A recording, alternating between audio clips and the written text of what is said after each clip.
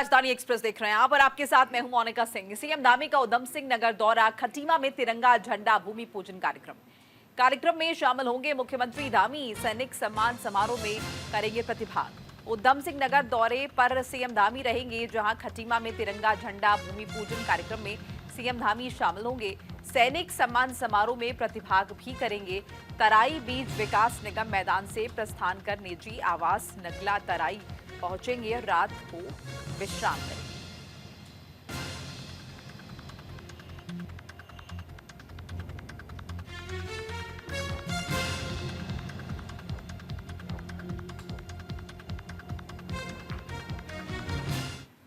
उत्तराखंड में बीजेपी कांग्रेस में सियासी घमासान, सनातनी और तनातनी वाले बयान पर विवाद। बीजेपी नेता मथुरा दत्त जोशी ने हरीश रावत को घेरा। हरीश रावत के सर्टिफिकेट की जरूरत नहीं, अपने घर में झांके हरीश रावत, ये मथुरा दत्त ने कहा है।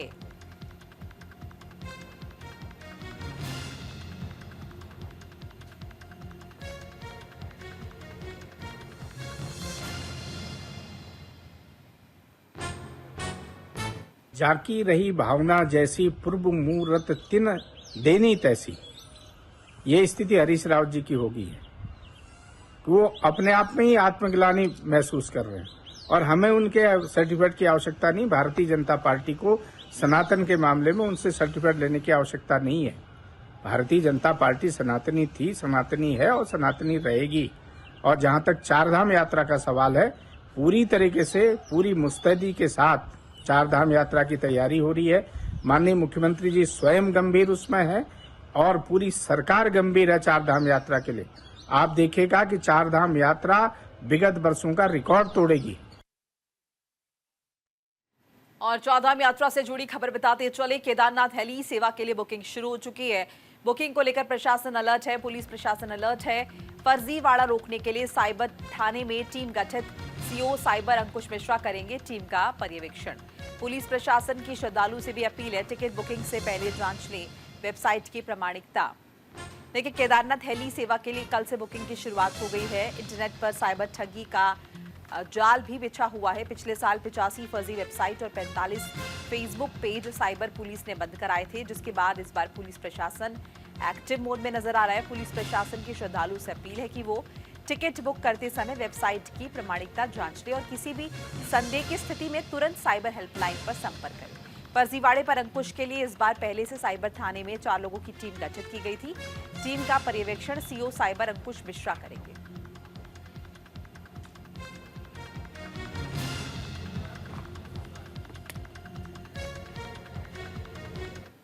हमारी तो एक ही वेबसाइट है जो कि आईआरसीटीसी की वेबसाइट है और उसी के द्वारा हमारी बुकिंग्स होती हैं।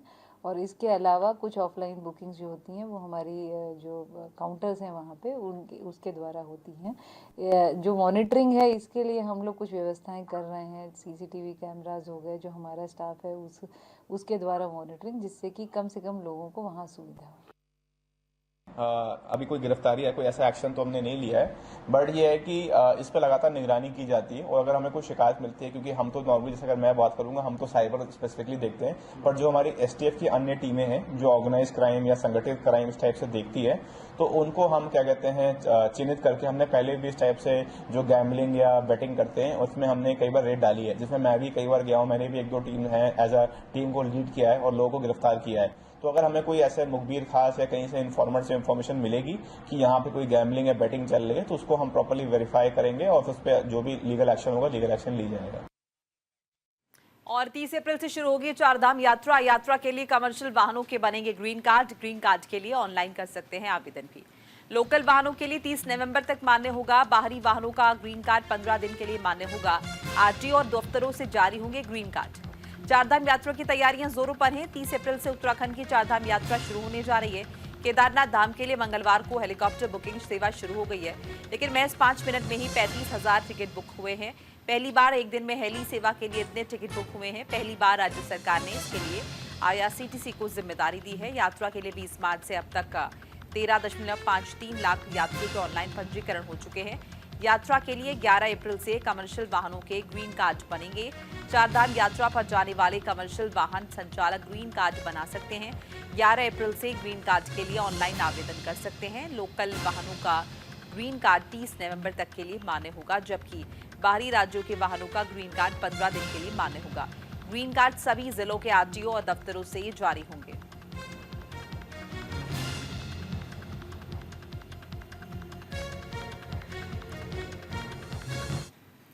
और उत्तराखंड के सूत्रों के हवाले से खबर आपको बताते चले, केदारनाथ हेली सेवा टिकट बुकिंग मामले में विशेष जांच की तैयारी। सूत्र बता रहे हैं शिकायतों के बाद जांच का फैसला लिया गया है। 40 मिनट में बिके थे 14,000 टिकट, मिनटों में बुकिंग फुल होने पर सवाल उठे। मामले पर सीएम धामी मीटिंग लेंगे, सूत्रों के हवाले से इंफॉर्मेशन आ रही है। बैठक में यात्रा को लेकर बड़ा फैसला होना है, ये सूत्रों के हवाले से जानकारी आ रही है। केदारनाथ हेली सेवा टिकट बुकिंग का ये मामला है। तमाम तरह की शिकायत आई हैं। 40 मिनट में बिके थे 14,000 टिकट। तो कहीं इन टिकटों की बिकने के पीछे किसी तरह का गोलमाल तो नहीं है, ऐसे में सवाल उठ रहे हैं। और खुद मुख्यमंत्री पुष्कर सिंह धामी जो हैं वो इस मामले पर मीटिंग लेंगे, ये सूत्रों के हवाले से जानकारी आ रही है। और बैठक में यात्रा को लेकर बड़ा फैसला लिया जा सकता है।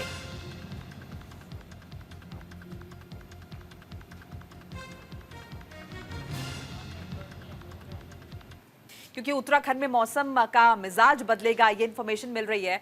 और देखिए 5 जिलों में भारी बारिश का अनुमान जताया जा रहा है। पर्वतीय जिलों में बारिश के आसार, मैदानी जिलों में परेशान करेगी गर्मी। तो देखिए बड़ी खबर बता रही है, उत्तराखंड में मौसम आज करवट बदल सकता है।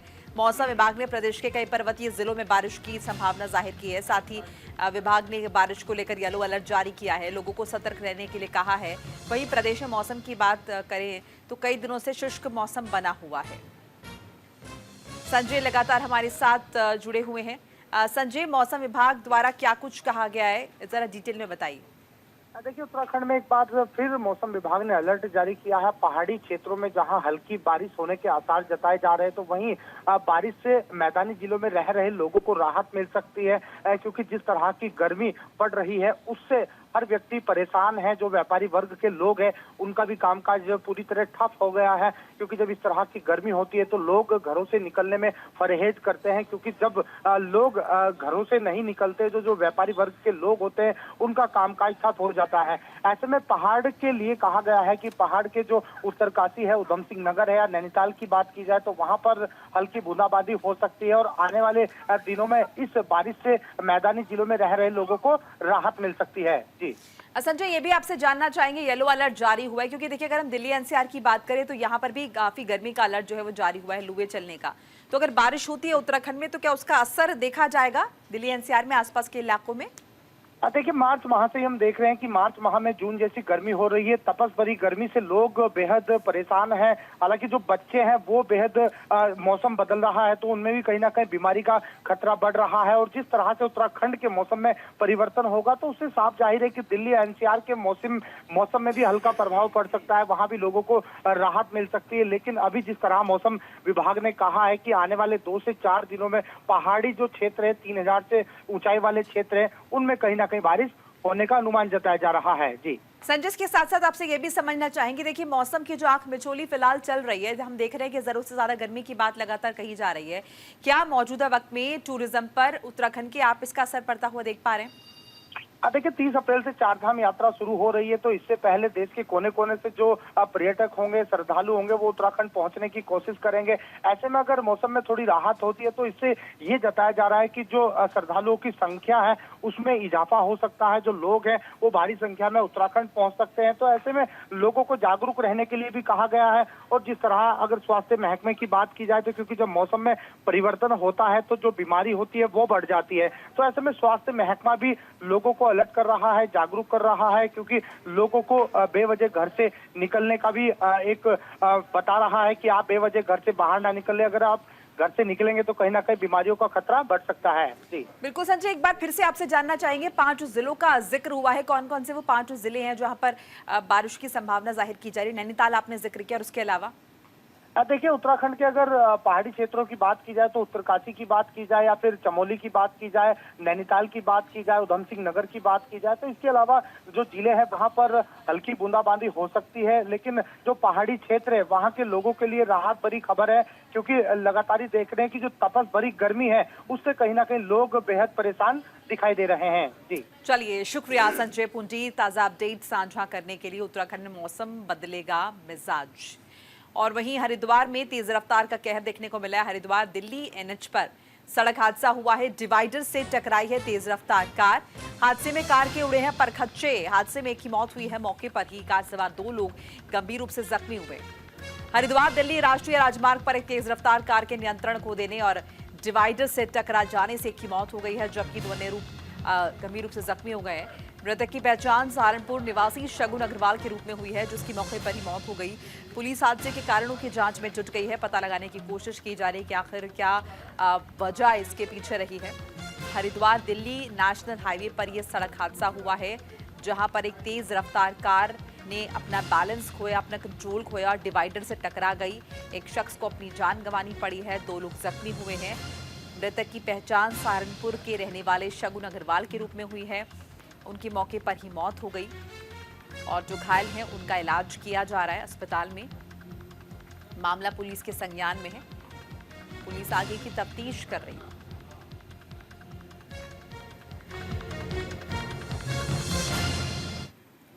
और वहीं रुड़की पुलिस को बड़ी सफलता मिली है। मुठभेड़ में घायल बदमाश गिरफ्तार। 7 घंटे में दोबारा दबोचा गया बदमाश। बहाना बनाकर गिरफ्त से फरार हुआ था आरोपी। अस्पताल से भागने पर मचा था हड़कंप। एसएसपी के निर्देश पर पुलिस ने की कार्रवाई। रुड़की मुठभेड़ में घायल बदमाश अंशुल अस्पताल से फरार हो गया, जिसे पुलिस ने महज 7 घंटे में दोबारा गिरफ्तार कर लिया। आरोपी वॉशरूम की खिड़की तोड़कर भागा था। एसएसपी हरिद्वार के निर्देश पर जिले भर में सघन चेकिंग अभियान चलाया गया। अब मामले की जांच एसपी क्राइम के नेतृत्व में की जा रही है।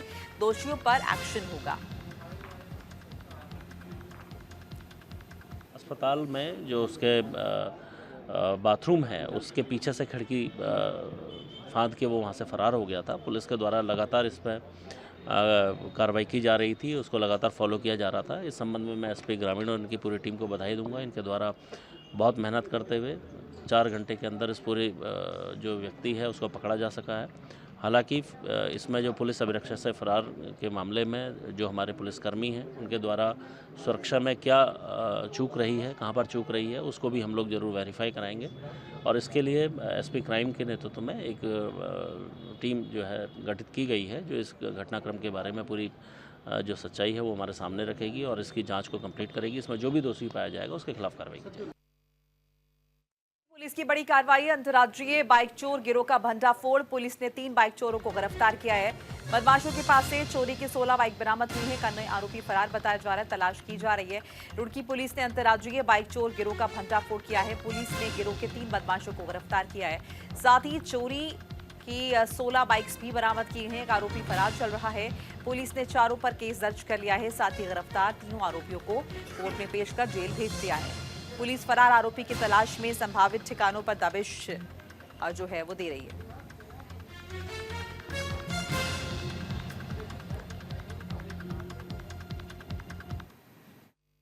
आज थाना गंगनहर में एसपी ग्रामीण, सीओ रुड़की और इंस्पेक्टर गंगनहर और इनकी टीम के द्वारा वाहन चोरी की घटनाओं पर रोकथाम के लिए और जो की गई बाइकें हैं उनको चोरी गई बाइकों की बरामदगी के लिए जो टीम लगी थी उनके द्वारा एक महत्वपूर्ण सफलता हाथ लगी है, जिसमें 3 अभियुक्तों को अभी तक पकड़ा जा चुका है और एक अभियुक्त अभी इसमें फरार चल रहा है। इन 3 अभियुक्तों की निशानदेही में करीब 18 बाइक पुलिस को मिली हैं और 18 बाइकों में सबसे बड़ी बात यह है कि इस जनपद से चोरी की गई करीब 8 से 9 बाइकें हमें जनपद से मिली हैं और एक बाइक सहारनपुर और एक यमुनानगर की है। बाकी अन्य बाइकों के बारे में पता लगाया जा रहा है। विकासनगर में पुलिस ने चलाया चेकिंग अभियान। प्राइवेट बसेस को रोककर मांगे जांचे गए हैं दस्तावेज। 3 बसों में क्षमता से ज्यादा यात्री पाए गए। चेकिंग अभियान में 3 बसों को सीज किया गया है। कासनगर क्षेत्र में हुए बस हादसे के बाद पुलिस अलर्ट मोड पर है। क्षेत्र में पुलिस ने चेकिंग अभियान चला रखा है, जिसमें झांझरा पुलिस चौकी प्रभारी ने प्राइवेट बसों को रोककर उनके डॉक्यूमेंट्स चेक किए, जिसमें उनके फिटनेस लाइसेंस, आरसी चेक किए गए। जिसमें चेकिंग के दौरान 3 बसों में कैपेसिटी से ज्यादा यात्री पाए गए हैं, जिनको मौके पर ही इन बसेस को मौके पर ही सीज कर दिया गया है।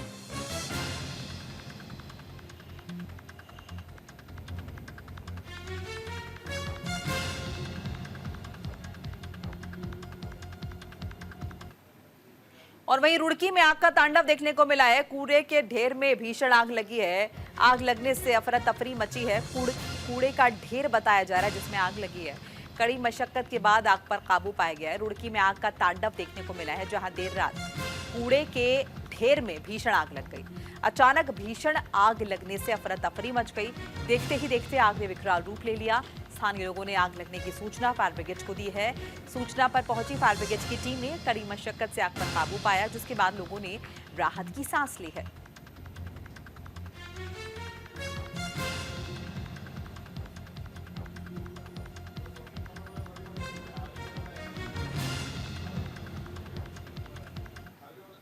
अल्मोड़ा के कर्नाटक खोला में लंबे समय से खौफ का पर्याय बना तेंदुआ 12 दिन बाद वन विभाग के पिंजरे में फंस गया है। वनकर्मी उसे रेस्क्यू सेंटर ले गए। इसके पकड़े जाने से लोगों ने राहत की सांस ली है। ये नर तेंदुआ 6 साल का है और स्वस्थ है। पिछले दिनों तेंदुए ने एक युवक को घायल कर दिया था। उसके डर से शाम होते ही लोगों का घरों से बाहर निकलना दूभर हो गया था। उन्होंने वन विभाग से पिंजरा लगाने की मांग की थी। उनकी मांग पर विभाग ने 26 मार्च को पिंजरा लगाया। 12 दिन बाद सुबह लोगों ने तेंदुए को पिंजरे में फंसा देखा तो वन विभाग को इसकी सूचना दी। तेंदुआ नेट तेंदुआ है, इसकी उम्र लगभग 6 साल है। कर्नाटक खोला से पकड़ा गया है। तो 2 हफ्ते पहले एक सूचना आई थी कि वहाँ पे तेंदुए की आवाजाही बहुत हो रही है। किसी आदमी पे एक बार झपट भी गया था, वो बच गया और नीचे कहीं झाड़ियों में गिर गया था। तो उनके द्वारा प्रार्थना पत्र दिया गया था कि यहाँ पर तेंदुआ दिखाई दे रहा और वो झपटने की कोशिश कर रहा है। तो हम लोगों ने अपनी टीम भेजी। मैं खुद भी वहाँ मौके पर गया था। तो उसमें सीसीटीवी उसकी फुटेज वगैरह भी दिखाई दे रही थी। तेंदुआ दिखाई भी देता। कई लोग में झपटने की कोशिश भी की उसने। पिंजरा लगाया, पिंजरे की मदद से पिंजरा लगाया। तो आज क्या कहते हैं 7 तारीख को आज सुबह प्रातः लगभग 6 बजे उसमें पिंजरे में कैद हो गया था। तो और इसी के साथ इस बुलेटिन में फिलहाल इतना ही। नमस्कार।